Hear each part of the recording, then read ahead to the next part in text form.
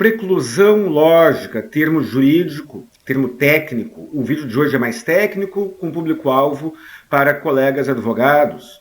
Mas se você não for da área, você está convidado para assistir, apenas fiz o alerta sobre a terminologia mais técnica. E eu acredito que todos ganhemos com essas informações. Meu nome é Guilherme Colim, do canal Saiba Direito, sócio do escritório Colim Ramos e Jesus Advogados. Por favor, curta, comente, compartilhe. Por favor, não pule as propagandas. Isso não custa nada e fortalece o canal. Vamos lá. Preclusão lógica. Preclusão lógica é a perda do direito de seguir discutindo alguma coisa no processo em função de algum ato contraditório praticado pela parte. Eu teria dezenas de exemplos para listar, e aí este vídeo duraria 4 horas e você não aguentaria assistir até o fim. Então vamos imaginar um exemplo bem básico. Acidente de trânsito. Você que está em casa e eu nos envolvemos em um acidente de trânsito. E eu acredito que você foi o culpado, entre com uma ação judicial descrevendo lá o acidente, dizendo que você fez tal manobra, fez tal outra manobra, e você foi o culpado pelo acidente e danificou meu carro. E peço o conserto do meu automóvel. E aí você se defende em juízo dizendo que você não foi o culpado pelo acidente. Você não foi o culpado pelo acidente, e aí você apresentará os seus argumentos. Beleza. Só que enquanto o processo está rolando, você se dá conta que o conserto do meu carro não é tão caro assim. A simples existência daquela ação judicial tramitando contra você está lhe trazendo algum transtorno. Você precisa de uma certidão negativa de ações cíveis e aquela ação lá está impedindo a expedição daquela ação judicial. Você não tem tempo, não tem saúde mental, não tem paciência para uma ação judicial dessas, tem audiência e assim vai. Aí você fala com o seu mecânico, chapeador. Vamos imaginar que você tenha um chapeador, uma oficina mecânica, cujo dono esteja lhe devendo dinheiro e você já sabe que ele não vai lhe pagar. Aí você pensa o seguinte, bom, o fulano aqui não vai me pagar mesmo, já sei que não vai pagar, mas de repente ele me paga com serviço, então eu pego o carro do Guilherme, eu não bati no carro dele, eu não fui o culpado pelo acidente, mas eu não quero essa discussão. Eu pego o carro do Guilherme, levo para o meu mecânico, ele conserta o carro e eu me livro desta discussão. Você pode pensar isso, muitas pessoas pensam isso. Aí você faz isso, beleza. Se você pura e simplesmente fizer isso, pega meu carro e conserta, enquanto tramita uma ação judicial em que você está dizendo que não é o culpado pelo acidente, o ato que você praticou fora do processo é contraditório com a tese, com as alegações que você está utilizando dentro do processo. Na frente do juiz, no processo judicial, você diz que não foi o culpado. Mas fora do processo, você pratica atos que levam ao reconhecimento da sua culpa pelo acidente, da sua responsabilidade. Aí depois que você consertou o meu carro, levou para a oficina mecânica, você segue discutindo no processo, dizendo que não foi o culpado. O que eu farei? Eu protocolarei uma petição dizendo que você consertou o meu veículo, ou que levou o meu veículo para o conserto. Consertar o veículo e levar para o conserto não é a mesma coisa. Consertar o veículo significa que o conserto atendeu a sua finalidade. Levar para o conserto significa que você reconheceu a obrigação de consertar, mas talvez o conserto não tenha ficado satisfatório. Aí eu peticiono no processo dizendo que você levou o meu veículo para conserto e que, portanto, se operou a preclusão lógica.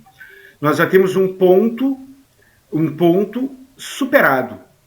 Já é incontroverso, por conta do seu ato, de que você foi o culpado pelo acidente. E aí, você, nesta altura do vídeo, 4 minutos já, você está pensando o seguinte, mas qual é o problema? Que eu seja o culpado, eu consertei o veículo dele igual. Não é tão simples assim. Pode até funcionar bem em algumas situações, mas você estará exposto a um certo risco. Por quê?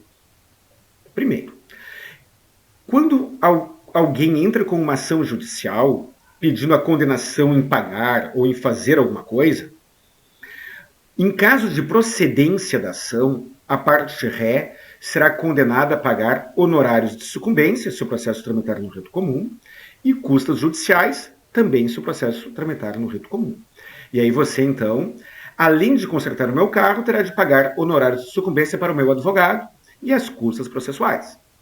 Mas você talvez tenha uma ação judicial que tramite no juizado especial civil, onde não tem nem honorários e nem custas processuais. E aí você pensa o seguinte, bom, então tá, então neste caso, no juizado especial civil, Tribunal de Pequenas Causas, que é o apelido, né, eu não tenho com o que me preocupar, eu conserto o carro do Guilherme e me livro dessa dor de cabeça. Ok. Se o conserto não ficar bom, nós teremos uma segunda discussão. E você já admitiu a sua culpa, a sua responsabilidade ao levar o meu carro para o conserto. E a responsabilidade é sua. Se você pegou o meu carro, levou para o seu chapeador, para o seu mecânico e não ficou satisfatório, não ficou bom, eu poderei cobrar de você o conserto que não ficou satisfatório. E aí talvez você pense o seguinte, bom, mas eu não fui o culpado pelo acidente? Eu só levei lá no meu mecânico porque o meu mecânico era meu amigo, ia fazer barato, estava me devendo dinheiro por tal outro motivo. Agora o Guilherme quer que o carro volte para uma oficina que não é mais a do meu mecânico, é uma oficina muito mais cara e ele deseja que eu pague. Muito bem, querido. Se operou a preclusão lógica. A responsabilidade do acidente foi admitida quando você levou o meu carro para o conserto. Agora a discussão é outra. Não é de quem foi a culpa, porque isso nós já passamos essa fase. E aí eu poderei cobrar de você o conserto que não ficou bom. Aí você pode pensar o seguinte, não, mas eu me garanto, meu mecânico é magnífico, não existe esse risco. Vamos imaginar que fosse possível risco zero quanto a isso. Ainda assim você tem um outro problema, porque a responsabilidade por um acidente, os danos de um acidente, vão muito além do conserto do para-choque, do para-lama, ou da parte que foi danificada no veículo. E aí eu posso pegar aquele processo em que eu pedi a reparação de danos materiais pelo meu veículo, em que já ficou consagrado que você foi o culpado, sendo que você acredita que não foi, você apenas consertou o meu carro para se livrar de uma dor de cabeça. Aí eu pego aquele processo e digo o seguinte, muito bem, já é incontroverso a culpa sua. Só que naquele processo, eu discuti tão somente os danos materiais do veículo, para-choque, para-lama, porta, vidro, espelhinho, seja o que for. Agora eu me dei conta que eu sofri lucros cessantes, porque eu precisava do carro para trabalhar e eu não consegui trabalhar. Eu não consegui trabalhar e então eu deixei de ganhar dinheiro por isso. E aí talvez se abra uma nova discussão, que é o fatiamento abusivo de pedidos, e aí você poderá discutir isso. Dizendo, não, mas tu não pediu isso lá atrás, deveria ter pedido. E eu direi, não, pelo CPC eu posso fazer uma ação para cada pedido, não sou obrigado a acumular. Aí você dirá, não, mas existe uma jurisprudência dizendo que aquilo que você poderia ter pedido e maliciosamente deixou de pedir numa ação judicial não poderá ser objeto de uma nova discussão. E o texto legal não lhe ampara. Mas, de fato, existem decisões judiciais que lhe amparariam nesta discussão. Muito bem, mas aí eu digo o seguinte, não, mas é que eu não quero os dias parados por conta daquele período logo depois do acidente. Eu quero os dias parados por conta do período que o automóvel ficou para conserto, que em vez de ficar um único dia, ficou uma semana. Ficou aguardando peça daqui ou dali, e era um dano inesperado, um dano imponderável, um dano adicional que eu não tinha como prever, ele era imprevisível. Eu posso ir além e posso dizer o seguinte, esse acidente me provocou danos morais por tal e tal razão, e você já admitiu a sua culpa. Tudo isso porque você praticou um ato incoerente com a sua tese defensiva. E aí você talvez agora esteja me questionando, bom, mas como é que eu faço para atender o meu desejo de me livrar desta discussão, consertar o carro do cara que está me processando, ainda que eu entenda que a culpa foi dele, mas eu quero pagar para não me incomodar, e quero fazer isso com segurança. Como é que eu faço, afinal? Você pode procurar outra parte e propor um acordo, colocando a expressão por mera liberalidade. Por mera liberalidade, você está levando o automóvel dele a conserto. E aí você poderá, neste acordo, colocar que todos os outros danos e os outros eventuais danos decorrentes daquele acidente já estão quitados. Ou seja, você está levando o meu automóvel para o conserto, mas eu já estou assinando um acordo em que eu estou reconhecendo, estou lhe dando quitação sobre tudo.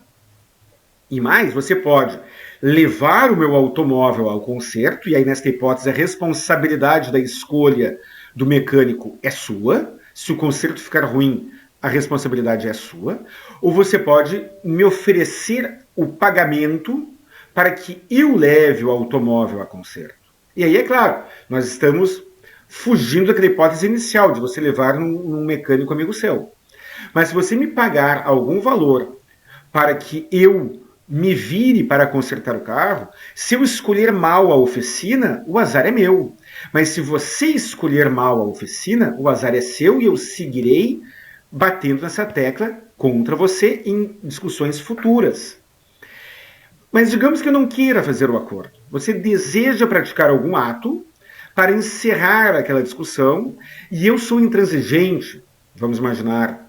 O que você pode fazer? Você pode documentar previamente em juízo, dizendo: excelentíssimo senhor juiz de direito, eu, fulano de tal, né, seu advogado fará isso, né, venho externar o desejo de, por mera liberalidade, praticar tal ato, sem que isso configure reconhecimento de responsabilidade. Eu insisto que eu não fui o responsável pelo acidente, mas por tal e tal razão, porque eu não quero ir na audiência, porque isso me provoca dor emocional, porque não tenho tempo, porque eu tenho um mecânico amigo meu, eu ofereço tal ato. E aí,